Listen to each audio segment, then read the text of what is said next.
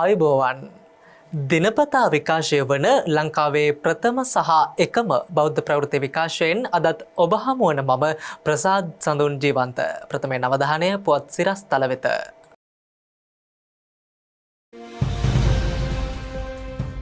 විරුවන් දිවි පුදා රැකදුන් විජයග්‍රහණයේ 11 වෙන සැමරුම අභිමානවත් ලෙස බත්තරමුල්ල රණවිරු ස්මාරකයේ අභියසදී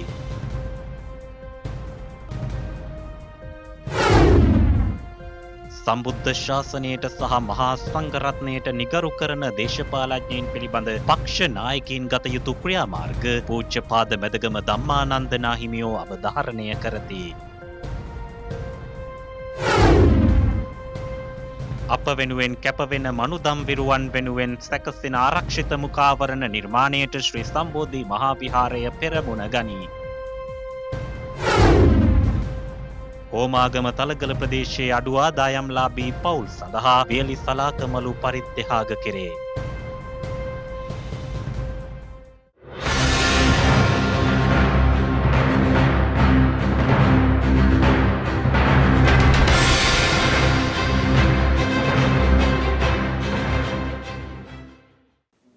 රට වෙනුවෙන් දිවිපිදූ වීරෝදාර රණවිරුවන් සිහිපත් කෙරෙන 11 වැනි ජාතික රණවිරු අනුස්මරණ සැමරුම් උත්සවය බත්තරමුල්ල රණවිරු ස්මාරකයේ අභියසදී ඉතා චාම් සහ අභිමානවත් අන්දමින් ඊයේ සන්ධ්‍යාවේ පැවැත්වුණා. ඒ සේනාධිනායක අතිගරු ජනාධිපති ගෝඨාභය රාජපක්ෂ මහතාගේ ප්‍රධානත්වයෙන් 30 වසරක් පැවති කුරුරු LTT ත්‍රස්තවාදයෙන් මාතෘ භූමිය බේරා ගැනීමේ සටන්වලදී උත්තරීතර කැපකිරීම් කරමින් රට වෙනුවෙන් දිවිපිදූ යුද හමුදාවේ 23962ක්, නාවික හමුදාවේ 1160ක්, ගුවන් හමුදාවේ 443ක්, පොලිසියේ 2598ක් සහ සිවිල් ආරක්ෂක දෙපාර්තමේන්තුවේ 456ක් ලෙස වීරෝදාර රණවිරුවන් 28619 දෙනෙකු සිහිපත් කරමින් ජනාධිපති ගෝඨාභය රාජපක්ෂ මහතා ප්‍රදාන සම්භාවනීය අමුත්තන් සහ මියගිය වීරෝදාර රණවිරුවන්ගේ ඥාතීන් විසින් රණවිරු ස්මාරකය අභියසදී මෙහිදී පුෂ්පෝපහාර දක්වනු ලැබුවා.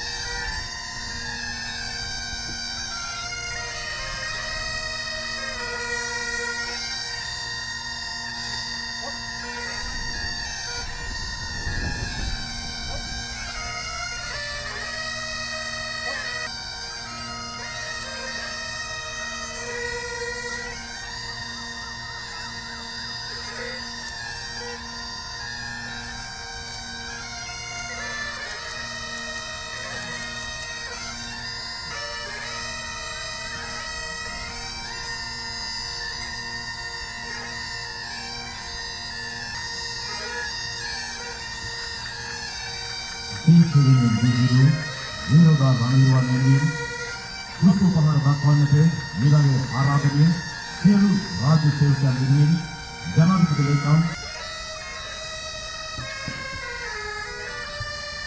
පුෂ්පෝපහාර දක්වන සඳහා මෙලගේ ආරාධනය ආරක්ෂක පාර්ලිමේන්තු ප්‍රධාන සහ ශ්‍රී ලංකා යුද හමුදාපති ලෙෆ්ටිනන්ට් ජෙනරාල්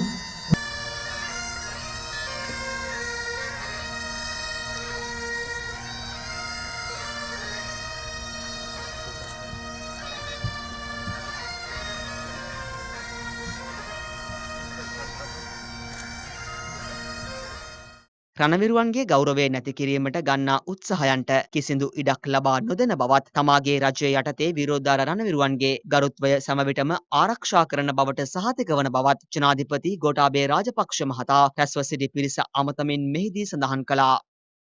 මේ රටේ වීරෝදාර රණවිරුවන්ගේ ගරුත්වය හැම විටම ආරක්ෂා කරන බව මම ඔබට සහතික වෙනවා. ඔවුන්ගේ අයිතිවාසිකම් හැම විටම සුරැකීමේ ජාතික වගකීමක්.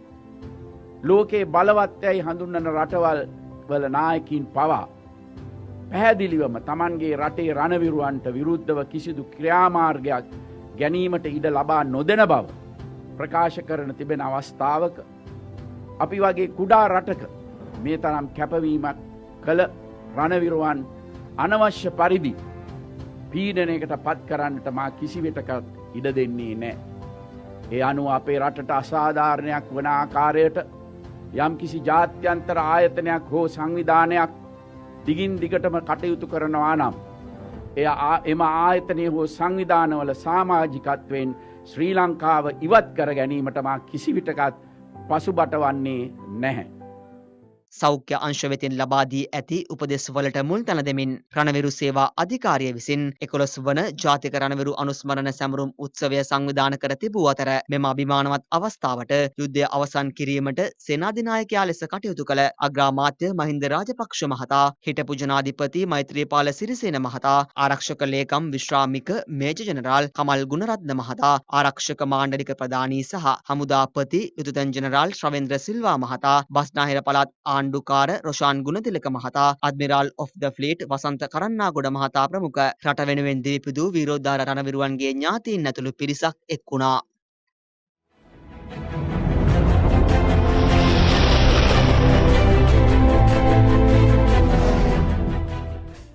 බුදුදහමටත් මහා සංඝරත්නයටත් අපහාස කරන දේශපාලන නායකයින් සම්බන්ධයෙන් එම පක්ෂවල නායකයින් ක්‍රියාමාර්ග ගැනීමට පසුබට වුවහොත් මෙරට ඡන්දදායකයින් ඉදිරි මැතිවරණවලදී එම පක්ෂ පරාජයට පත් කිරීමට කටයුතු කරනු ඇති බව අස්කිරි පාර්ශවයේ ප්‍රධාන ලේකකාධිකාරී පූජ්‍යපාද මැදගම ධම්මානන්ද නාහිමියෝ අවධාරණය කරනවා.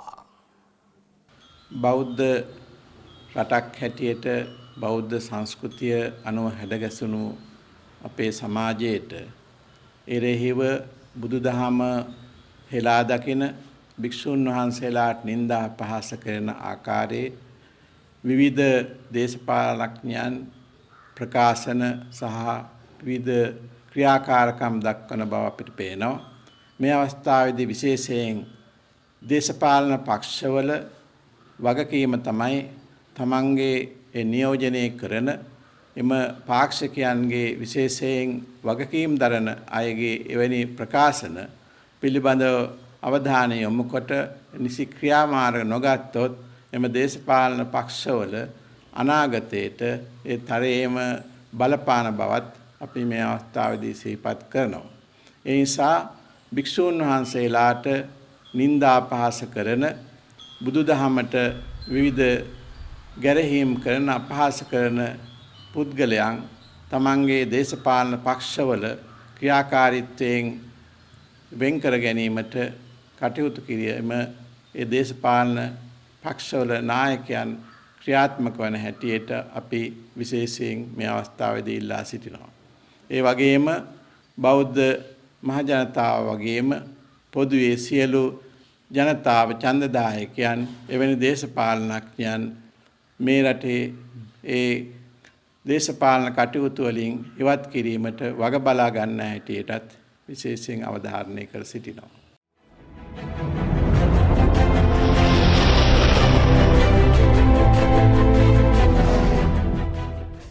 සුවවිරුවන්ගේ ආරක්ෂාව වෙනුවෙන් විස බීජ හරන ඇඳුම් කට්ටල නිර්මාණය කිරීමේ වැඩපිළිවෙල කොළඹ 7 ශ්‍රී සම්බෝධි විහාරස්ථාන පරිසරයේ මේ වන විටත් අඛණ්ඩව සිදු කරමින් පවතිනවා. එලෙස ක්‍රියාත්මක වැඩසටහන යටතේ ආරක්ෂිත මුඛාවරණ නිෂ්පාදනය කිරීමේ වැඩපිළිවෙලක්ද අද ආරම්භ කළා. මුඛ ආවරණ වර්තමානයේ වෙද්දී මුළු ලෝකයේම භාවිත කරන ප්‍රධානම උපකරණයක් බවට පත් වී තිබෙනවා. සම්බෝධි විහාරස්ථානය කියන්නේ කොළඹින් මුළු ලෝකයටම තථාගත ශ්‍රී සද්ධර්මය sannivedanaya කරන බෞද්ධ මාධ්‍යජාලය පිහිටා තිබෙන පරිශ්‍රය. මේ විහාරස්ථානයේ මූලික කරගෙන ප්‍රජා සත්කාරක වැඩසටහන් බොහෝමයක් සංවිධානය වෙනවා. පසුගිය මාස 2 පුරා අපි ඔබ වෙනුවෙන් මේ පින්කම් පිළිබඳව sannivedanaya කළා. මාර්තු මාසයේ 20 වනදා ශ්‍රී ලංකාව පුරා ඇඳින නීතිය ක්‍රියාත්මක වීමත් සමග ලංකාවේ මේ වන විට එම ඇඳින නීතිය නිසාම පීඩාවට පත් වූ ජනතාවට සහන සැලසීමට බෞද්ධ මාධ්‍යජාලය කටයුතු කළා. ඒ වගේම කොරෝනා වෛරස් ව්‍යාප්තිය සිදුවීමත් එක්ක වෛද්‍යවරුන් ඒ වගේම වෛද්‍ය කාර්ය මණ්ඩලය ඒ වගේම රණවිරුවන් මේ කොරෝනා වෛරස් ආසාදිත රෝගීන්ට ප්‍රතිකාර කරන්න මහත් කැපකිරීමක් වෙහෙසක් දරද්දී අපි දුටුවා රූපවාහිනී මාධ්‍යයෙන් ඒ වගේම සමාජ මාධ්‍ය හරහා බොහෝ දෙනා ඒකරාශී වෙලා තමන්ගේ යුතුයකමක් හා වගකීමක් ලෙස සැලකෙමින් ආරක්ෂිත ඇඳුම් නිර්මාණය කිරීමේ කටයුත්ත. ඒ සඳහා බෞද්ධයා මාධ්‍යජාලය ශ්‍රී සම්බෝධි මහා විහාරස්ථානය අපගේ පූජනීය බොරලන්දේ වජිරඥාන ස්වාමින් වහන්සේගේ අනුශාසනා පෙරදැරිව කටයුතු සංවිධානය කෙරුණා. ඒ කටයුත්ත අදත් ඒ විදිහටම සිද්ධ වෙනවා. ඒ වගේම බොහෝ රෝහල් සංඛ්‍යාවක් ඒ වගේම මේ මොහොතේදී මේ ආරක්ෂිත ඇඳුම් අවශ්‍ය කරන බොහෝ දෙනා අපෙන් කරපු ඉල්ලීමක් තමයි මේ ආරක්ෂිත මුඛ ආවරණ තමන්ට ලැබෙනවා නම් ඒක ගොඩක් වැදගත් කියන කාරණාව. ඉතින් මේ පිළිබඳව අවධානය යොමු කරපු අපේ පූජනීය බොරලන්දේ වජිරඥාන ස්වාමීන් වහන්සේගේ අනුශාසනා පෙරදැරිව සම්බෝධි විහාරස්ථානයට කවදත් හිතයිශීව මේ පින්කම් වලට සහයෝගය ලබා දෙන පිරිසක් තමයි සෑම පුරපසළොස්වක පොහෝ දවසකම සම්බෝධි විහාරස්ථානයේ කිරි ආහාර බුද්ධ පූජාව, දහවල බුද්ධ පූජාව, සන්ධ්‍යාවේ ඖෂධ පූජාව පිළියෙල කරනවා වගේම ප්‍රජා සත්කාරක වැඩසටහන් වලට ඇවිත් ඒ සහයෝගය ලබා දෙන පිරිස. අරවින්ද බණ්ඩාර මහත්මයා ඇතුළු පිරිස අපි තාම ගෞරවණීයව සිහිපත් කරන්න ඕනේ. ඉතින් නම් ගම් වශයෙන් සිහිපත් නොකලත් ඔබ මේ දකින්නේ ඒ පිරිස අද මේ මොහොතේ ආරක්ෂිත මුඛ ආවරණ නිර්මාණය කිරීම මැසීමේ කටයුතු ආරම්භ කරලා තිබෙනවා. ඉතින් සම්බෝධි විහාරස්ථානයේ පසෙක ධර්මදේශනාවන් පටිගත කිරීම දැන් අපි ආරම්භ කරන්නට යෙදුණා. පසුගිය 11 වෙනිදා ශ්‍රී ලංකාවම මේ වන විට නැවත පණ ගැන්වීම එහෙම නැත්නම් කටයුතු සක්‍රිය කිරීම වෙනුවෙන් ඒ අයුරින්ම වැඩ කටයුතු ආරම්භ කරද්දී බෞද්ධ මාධ්‍යජාලයත් ඒ අනුව සෞඛ්‍ය ආරක්ෂිත පිළිවෙත් අනුගමනය කිරීම මගින් මේ වන විට අපේ කාර්යයන් ආරම්භ කර තිබෙනවා. ඒ තවත් පසෙක ආරක්ෂිත ඇඳුම් නිර්මාණය කිරීම, තවත් පසෙක මේ වගේ මුඛ ආවරණ නිර්මාණය කිරීම සිදු වෙනවා. අපි දකිනවා ලෝකයේ මේ මුඛ ආවරණ නිර්මාණය කරලා බොහෝ වෙලාවට එය විලාසිතාවක් විදිහට භාවිතා කරන අවස්ථා අපි දකිනවා. නමුත් ඒ විලාසිතාවකට වඩා මේ වන විට මුළු ලෝකයට මහත් ව්‍යසනයක් පවතින මේ කොරෝනා වෛරස් ව්‍යාප්තිය එකිනෙකා අතර ව්‍යාප්ත වීම පාලනය කිරීමට මෙය භාවිතා කිරීම තමයි සෞඛ්‍ය නිර්දේශය වෙලා තිබෙන්නේ. ඉතින් අදත් කොයිතරම් අපි මේ දේවල් පිළිබඳව දැනුවත් කළත් පාරට බැස්සහම අපිට පේනවා මිනිස්සු මේ මුඛ ආවරණ පළදින් නැතුව ගමන් කරන ආකාරයෙන් තියෙන නිසා මේක කවුරුත් කියලා කරනවට වඩා ඔබ විසින්ම කළ යුතු දෙයක්. මොකද අපි තවත් කෙනෙකුට රෝගේ පතුරවන කෙනෙක් බවට පත් නොවි, ඒ වගේම තවත් කෙනෙකුට බිය උපදවන මේ තත්වය ඇති කරන කෙනෙක් නොවි අපිට පුළුවන් නම් සෞඛ්‍ය ආරක්ෂිත මේ ක්‍රමය භාවිතා කරමින් සෞඛ්‍ය අංශවලට ඒ වගේම අපේ සුවවිරුවන්ට අපේ සහයෝගය ලබා දෙන්න. ඉතින් ඒ තමයි අපෙත් අරමුණ. ඉතින් ඒ පිළිබඳවයි අපි සුසන්දේශ පුවත් විකාශය හරහා ඔබට මේ තොරතුරු ගෙනාවේ. ලහිරු මදුෂාන් සමගින් මම ශමිල් මදුශංකර්.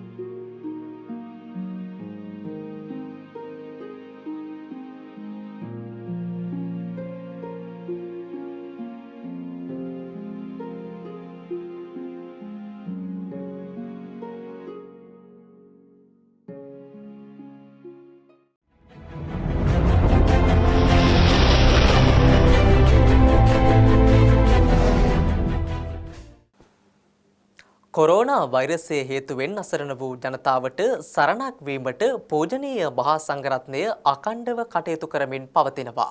ඒ අනුව හෝමාගම තලගල ප්‍රදේශයේ පදිංචි පවුල් 1200ක් සඳහා වියලි ආහාරමලු පරිත්‍යාග කිරීමේ වැඩසටහනක් ක්‍රියාත්මක කර තිබෙනවා. ඒ හෝමාගම තලගල මංගලාරාම විහාරාධිපති පූජ්‍යපාද තලගල සුමනරතන ස්වාමින් වහන්සේගේ ප්‍රධානත්වයෙන් අපි ජීවත් වෙන්නේ මේ හොරණ ප්‍රදේශයේ මේ තලගල ගමේ. මේ ගමේ තිබෙනවා කුඩා කුඩා ගම්මාන 30ක් පමණ.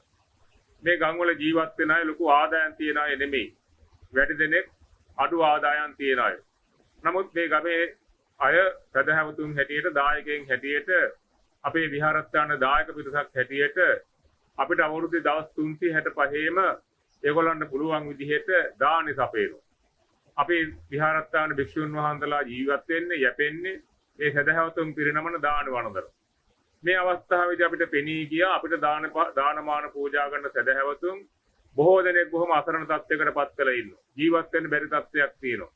තුන් වේල තියා සමහරකට වේලක් දෙකක්වත් ආහාර ලබා ගැනීම අපහසුකම් වලින් පීඩාවටපත් වෙච්ච අය මේ ගමේ ඉන්න බව දැනගත්තා.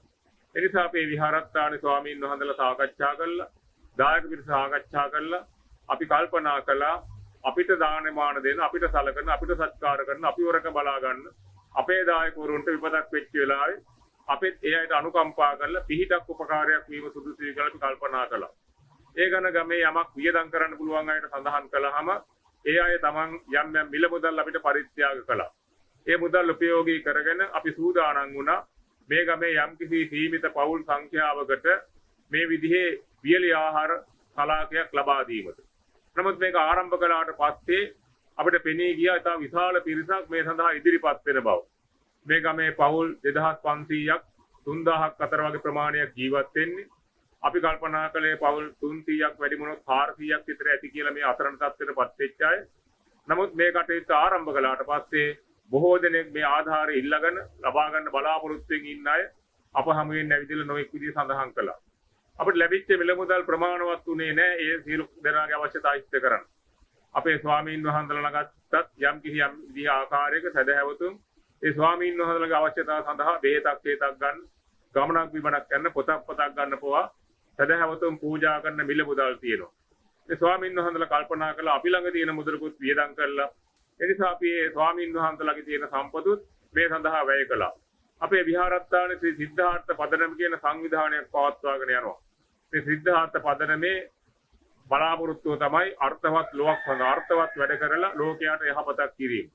මේ සිද්ධාර්ථ පදනම සම්බන්ධ කරගෙන එහි තියෙන අරමුදල් පරිහරණය කරලා අපි කල්පනා කළා මේ විදිහේ තව තවත් අයට මේ ආහාර ලබා දෙන්න ඕන කියලා.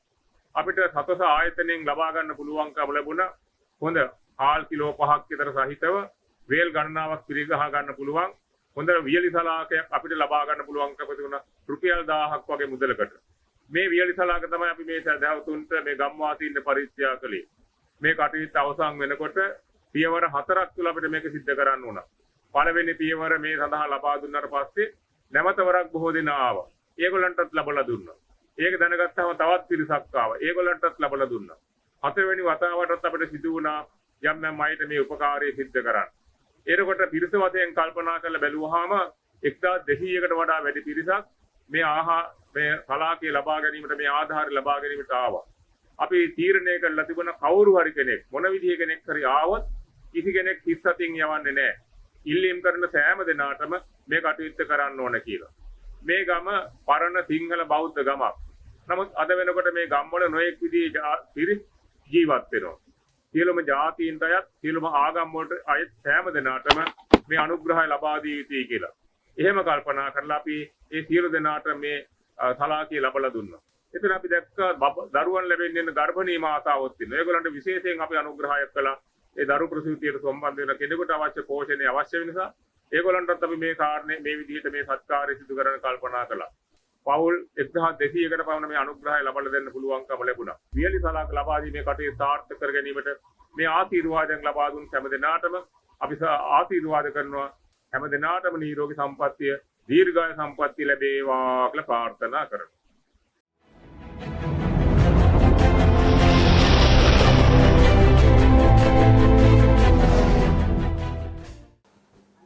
මෙරට ප්‍රථම ඉංග්‍රීසි දහම් පාසල වන ශ්‍රී සම්බෝධි ඉංග්‍රීසි දහම් පාසලේ අධ්‍යාපනය ලබන දුවාදරුවන්ගේ දත්ත යාවත්කාලින කිරීම සඳහා විශේෂ නිවේදනයක් දහම් පාසල් පරිපාලන මණ්ඩලය මගින් නිකුත් කර තිබෙනවා. මෙරට ප්‍රථම ඉංග්‍රීසි දහම් පාසල වන ශ්‍රී සම්බෝධි ඉංග්‍රීසි දහම් පාසලේ දැනට අධ්‍යාපනය ලබන දූදරුවන් විසින් තමන්ගේ සම්පූර්ණ නම, දැනට දහම් පාසලේ අධ්‍යාපනය ලබන ශ්‍රේණිය සහ තමන් හා WhatsApp මගින් සම්බන්ධ විය හැකි දුරකථන අංකයක්ද සහිතව මෙම මාස 22 වෙනිදා හෝ එම දිනයට ප්‍රථම අපගේ WhatsApp දුරකථන අංකය වන 071 486 25 75 යන අංකයට හෝ අප මාධ්‍ය ජාලයට පැමිණ එම තොරතුරු ලබා දෙන ලෙස දහම් පාසලේ විදුහල්පති ශ්‍රී සම්බෝධි මහා විහාරාධිපති පෞද්ගල මාධ්‍ය ජාලයේ අධ්‍යක්ෂ පූජ්‍යපාද බොරලන්දේ වජිරඥාන ස්වාමින්ද්‍රයන් වහන්සේ ප්‍රමුඛ පරිපාලන මණ්ඩලය කාරුණිකව ඉල්ලා සිටී. ඒත් සමගින් අදට නියමිත සුසන්දේශ ප්‍රවෘත්ති විකාශය නිමාවට පත්වෙනවා. YouTube සහ සුසන්දේශයේ Facebook පිටුපොස්සේ දිනපතා විකාශය වන ලංකාවේ ප්‍රථම සහ එකම බෞද්ධ ප්‍රවෘත්ති විකාශයත් සමගින් ඔබට දිනපතා එක්විය හැකි. ඔබ සැමට සුබ රාත්‍රියක්. සම්මා සම්බුදු සරණයි.